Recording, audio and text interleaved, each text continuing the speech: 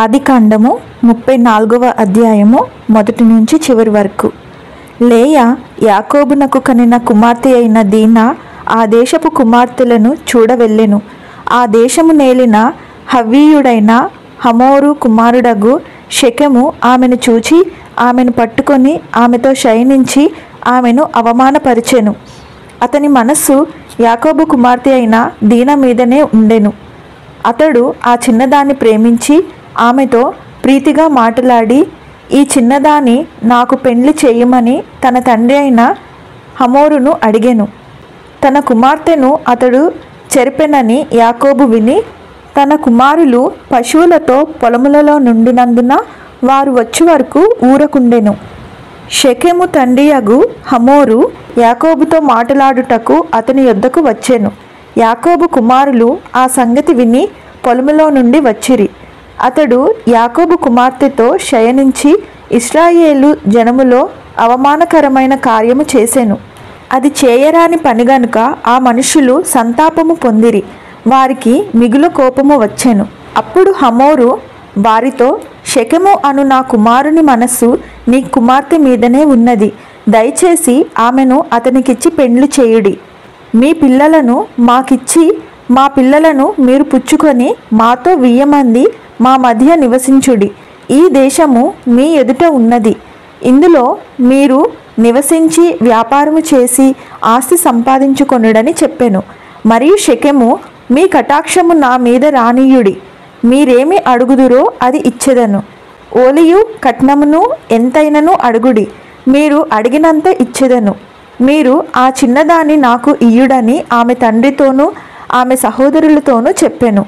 అయితే తమ సహోదరి అయిన దీనాను అతడు చెరిపినందున యాకోబు కుమారులు షెకెముతోనూ అతని తండ్రి అయిన హమోరుతోనూ కపటముగా ఉత్తరమిచ్చి అనినదేమనగా, మేము ఈ కార్యము చేయలేము. సున్నతి చేయించుకొనని వానికి మా సహోదరిని ఇయ్యలేము. అది మాకు అవమానమగును. మీలో ప్రతి పురుషుడు సున్నతి పొంది మా వలె నుండిన ఎడల సరి. ఆ పక్షమందు మీ మాట కొప్పుకొని మా పిల్లలను మీకిచ్చి మీ పిల్లలను మేము పుచ్చుకొని మీ మధ్య నివసించదము.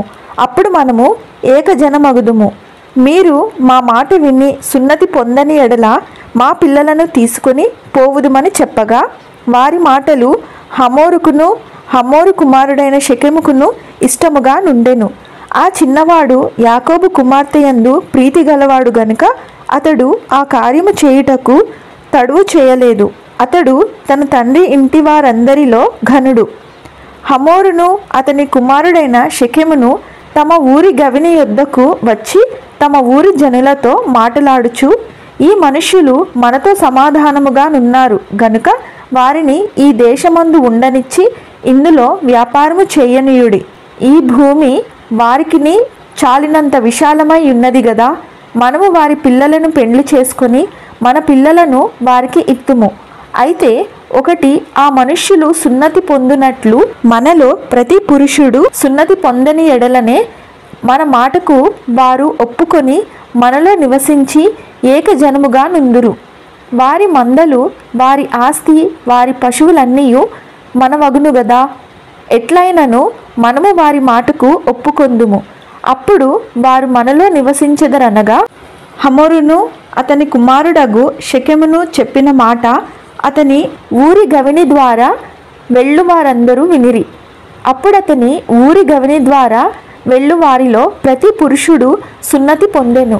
3వ దినమున వారు బాధపడుచుండగా యాకోబు కుమారులలో నిద్దరు అనగా దీనా సహోదరులైన షిమ్యోనును లేవియు తమ కత్తులు చేత పట్టుకొని ఎవరికి తెలియకుండా ఆ ఊరి మీద పడి ప్రతి పురుషుని చంపిరి.